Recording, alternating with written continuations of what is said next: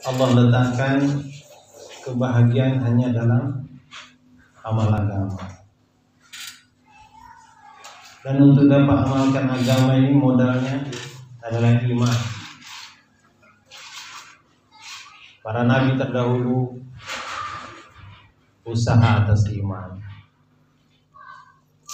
Dan para nabi alaihissalam mengajak kaum perempuan juga usaha atas iman. Usaha atas yakin akan menghentikan kalimat la ilaha illallah.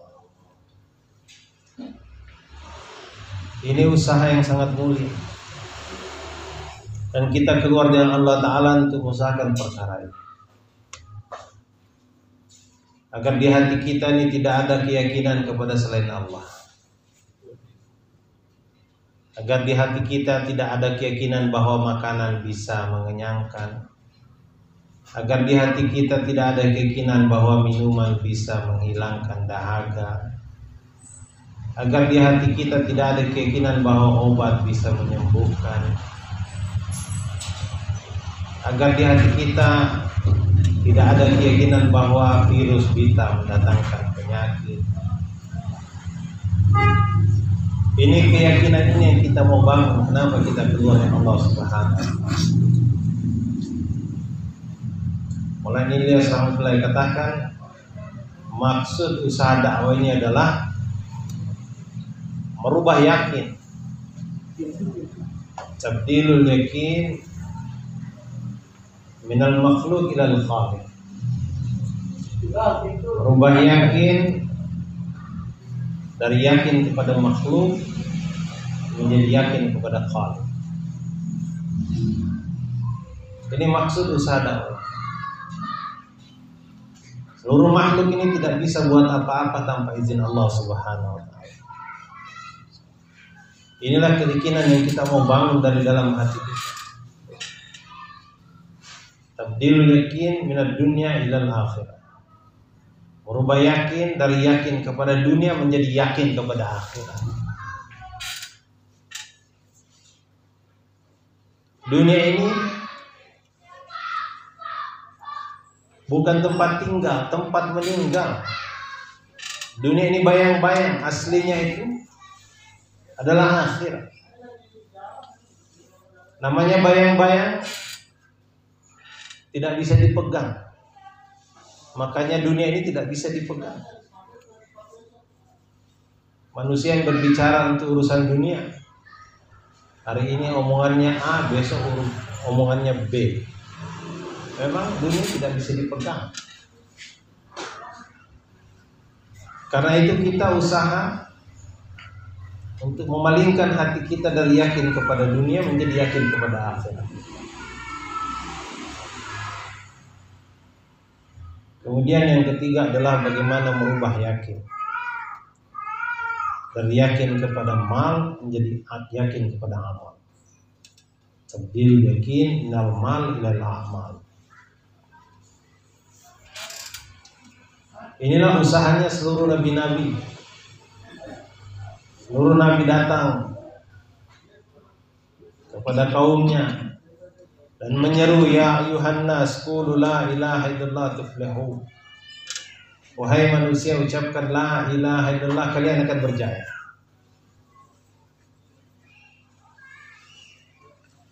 Seluruh nabi-nabi itu usahanya. Dan siapapun yang mengikutinya, dia akan menjadi orang yang berjaya. Siapapun yang mengikutinya, dia akan menjadi orang yang sukses. Siapapun yang mengikutinya, dia akan jadi orang yang bahagia.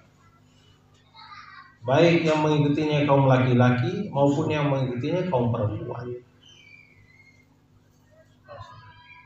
Pasti dia sukses, pasti dia berjaya, pasti dia bahagia. Orang kaya ikut akan sukses, akan berjaya, akan bahagia. Orang miskin ikut akan sukses, akan berjaya, akan bahagia. Tapi siapapun yang menentang kalimat ini, maka pasti dia akan gagal menderita sengsara. Kaum laki-laki yang menentang, maka laki-laki ini akan menderita sengsara dan gagal. Kaum perempuan menentangnya, maka perempuan ini akan gagal, menderita sengsara. Orang kaya menentang, dia akan gagal, menderita sengsara. Bahkan raja-raja kalau menentang akan gagal, menderita sengsara. Ini kalimat yang sangat dahsyat. Makanya satu hari Nabi Musa alaihissalam berdoa kepada Allah, ya Allah, berikan kepadaku sesuatu yang dapat membuat aku berzikir kepada Engkau secara khusus. Maka Allah Subhanahu wa ta'ala berfirman, wahai Musa, ucapkan la ilaha illallah. Dan Musa alaihissalam protes, ya Allah, semua hamba mengucapkan itu. Aku ingin sesuatu yang khusus.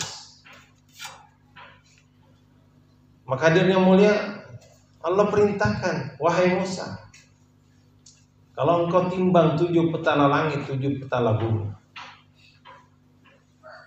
dengan kalimat la ilaha illallah, maka niscaya kalimat ini lebih berat. Inilah kalimat yang memastikan seseorang akan sukses, memastikan seseorang akan berjaya, memastikan seseorang akan bahagia. Tapi hati kita ini diselimuti oleh syaitan yang senantiasa menginginkan kita lalai dari Allah Subhanahu wa ta'ala. Berbagai macam alat, berbagai macam pikiran, hembusan-hembusan, bisikan-bisikan disampaikan oleh syaitan agar kita ini lalai dari Allah Subhanahu wa ta'ala. Tapi beruntung kita hari ini, Allah kenalkan kita usaha dakwah yang sangat dahsyat. Di tengah-tengah umat akhir zaman yang penuh dengan tipu daya, penuh dengan fitnah, Allah pilih orang-orang tertentu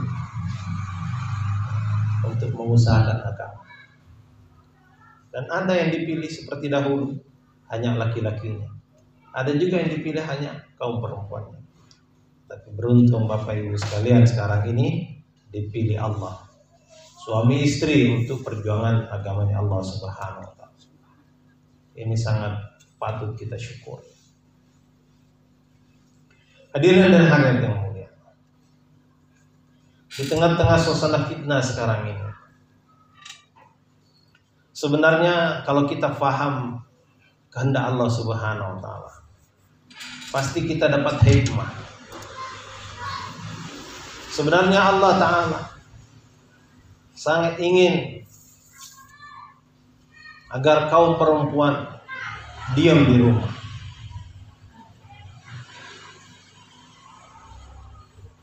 Kalau perempuan keluar di rumah, kata Maulana Yaqub damat barakatuh, semoga Allah panjangkan umurnya, apabila perempuan keluar dari rumah, maka seperti ikan keluar dari air. Bagaimana ikan keluar dari air? Tidak langsung mati. Ikan keluar dari air, dia loncat sana, loncat sini, menggelepar sana, menggelepar sini, terbujur sana, terbujur sini. Kucing akan datang mendekat, singa akan datang mendekat, seluruh binatang-binatang buas akan datang mendekat. Pada saat lalai akan diterkam. Begitulah yang terjadi saat ini. Begitu banyak kaum perempuan telah diterkam oleh singa, oleh binatang buas, karena berada di luar rumahnya.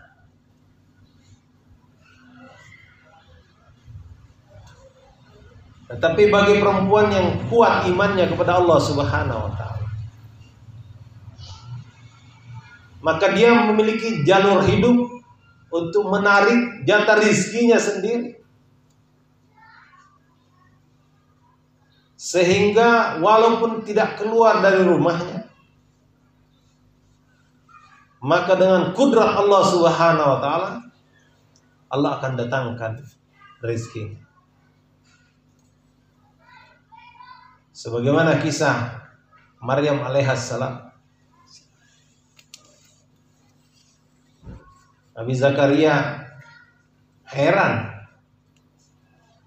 melihat ada makanan-makanan yang banyak di dalam mihrab Siti Maryam.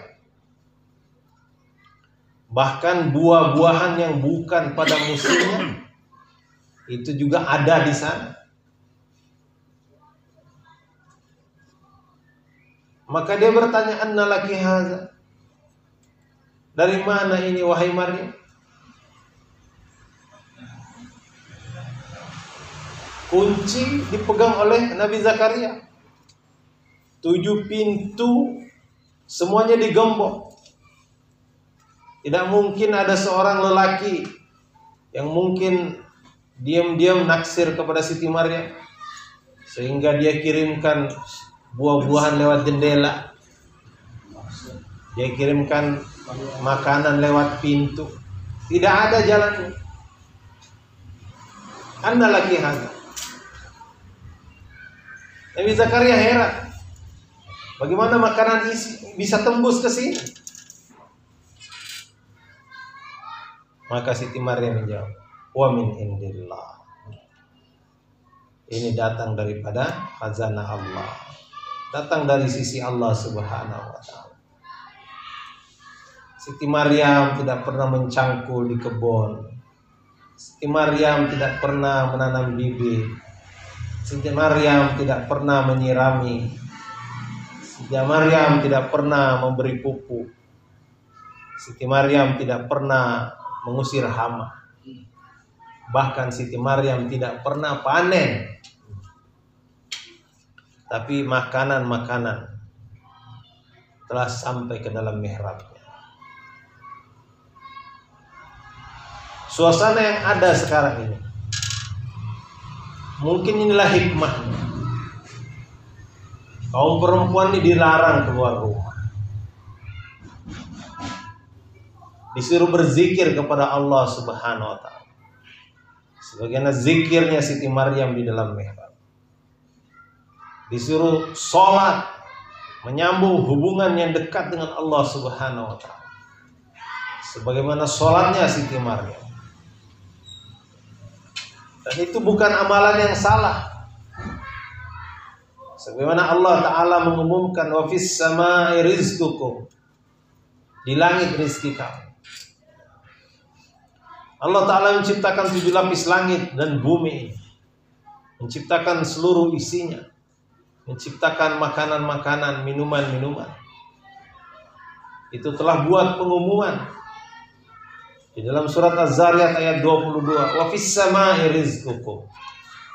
Aku meletakkan rezeki kamu di langit. Ini Allah itu meletakkan rezeki kita di langit.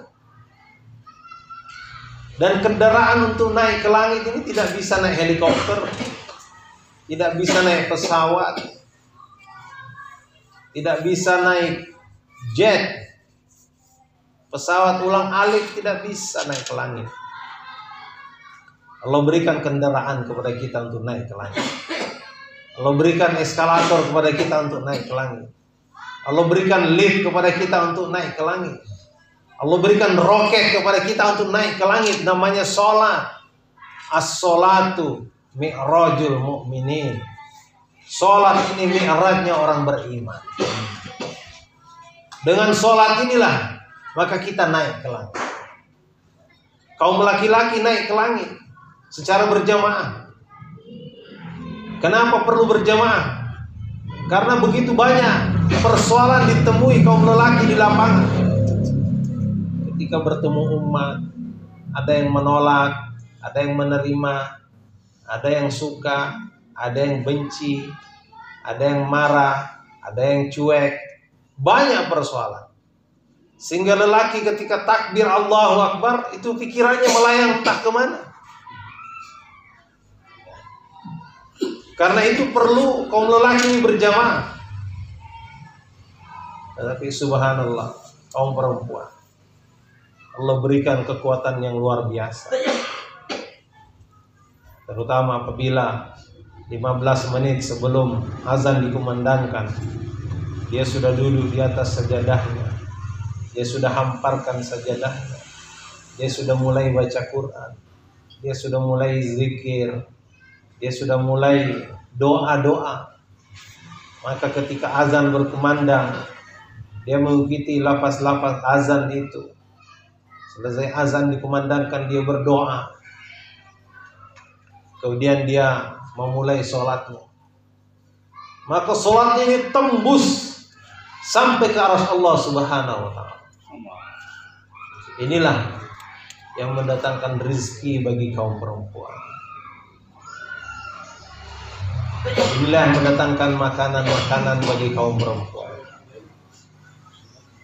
Sebagaimana ibu-ibu ini keluar 3 hari di sini, tidak pergi ke pasar, tidak pergi ke kantor, sawah, ladang, semua ditinggalkan. Tapi alhamdulillah makanan telah dihantarkan sampai ke mihrab ibu di dalam. Ini adalah prototipe daripada amalan Siti Maryam. Kalau kita sungguh-sungguh memikirkan, kita sungguh-sungguh memuzakarahkan apa amalan Siti Maryam yang bisa membuka khazanah langit, maka insya Allah apa yang diperoleh oleh Siti Maryam dahulu itu juga yang akan diperoleh oleh ibu-ibu saat ini. Tapi untuk mendapatkan ini semua hadirin dan hadirat yang mulia, emang perlu latihan. Perlu latihan. Kenapa kita taklim itu? Supaya kita latihan untuk mengenal amalan Siti Maryam. Kenapa kita perlu zikir untuk mengenal amalan Siti Maryam? Kenapa kita perlu doa untuk mengenal amalan Siti Maryam? Dan ini amalan apabila ibu-ibu buat di zaman now, maka khazanah yang pernah turun di zaman Siti Maryam pun itu akan diturunkan oleh Allah Subhanahu wa ta'ala.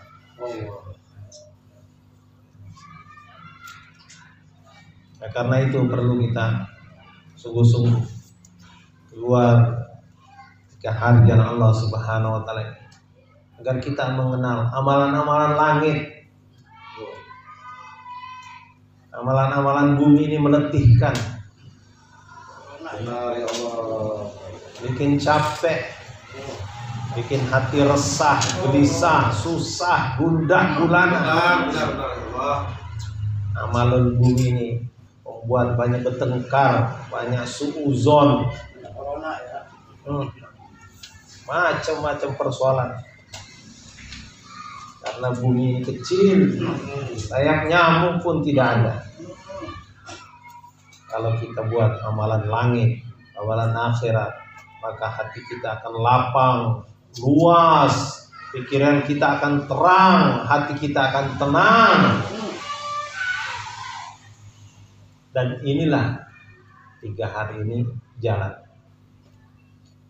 Kita latihan di sini bagaimana saling memuliakan satu sama lain, saling memberi hadiah satu sama lain, minimal saling mengirimkan segelas air kepada orang yang di sebelahnya. Ini latihannya. Dan begitu juga nanti ketika kita pulang, kita hidupkan taklim di rumah kita. Subhanallah. Taklim bukan sekedar taklim, tapi taklim dengan 5 poin amalan. kita buat taklim kitabi, kita buat halqa tajwid, kita buat muzakarah 6 sifat, kita tashkil, dan kita musyawarah. Ini amalan harian kita buat. Semua ini adalah latihan untuk mengenal amalan Siti Maryam. Kalau amalan Siti Maryam ini kita kenal, kemudian kita amalkan, seluruh kaum wanita di Indonesia ini mengamalkannya, seluruh kaum wanita di dunia ini mengamalkannya, maka jalan-jalan akan sepi dari kaum perempuan. Amalan-amalan akan naik ke langit dan keberkahan akan turun. Kenapa hari ini kaum perempuan berada di jalan-jalan, berada di pasar-pasar, berada di kantor-kantor, berada di pabrik-pabrik, berada di kebun-kebun? Ini karena kurangnya kita mendakwahkan amalan Siti Maryam ini. Kita tidak kenalkan kepada kaum wanita, kamu ini mulia seperti Siti Maryam. Kaum wanita ini harus kenal amalan Siti Maryam. Baik yang masih muda ataupun yang sudah tua, ini kenalkan amalan Siti Maryam. Apa yang membuat Siti Maryam ini tidak letih, tidak berkeringat, tangannya tidak kapalan, kakinya tidak digigit lintah, tangannya itu tidak kena parut, tangannya itu tidak keiris pisau, tidak, mulus tangannya Siti Maryam. Tetapi makanan sedikit pun tidak ada kekurangan. Inilah yang kita mau pelajari selama 3 hari. Dan amalan-amalan itulah yang ibu lakukan sekarang ini. Amalan dakwah, ada namanya dakwah infirodi. Siti Maryam itu dakwah kepada siapa? Dakwah kepada Nabi. Kepada Nabi Zakaria dia dakwah. Bagaimana seorang perempuan mengajari seorang nabi? Huwa min indillah, coba. Seorang perempuan, gadis kecil mengajari seorang nabi yang mendapat wahyu yang ditemani Jibril alaihissalam. Siti Maryam katakan huwa min indillah, itu dari sisi Allah. Dialognya yang kita kenal hanya satu, tapi sebenarnya pasti jauh lebih banyak daripada itu. Seorang nabi bisa diajari oleh seorang Siti Maryam, apalagi hanya seorang ustadz suaminya ini, kiai, ajengan, ibu-ibu ini subhanallah punya potensi untuk mendakwai suaminya. 6 bulan.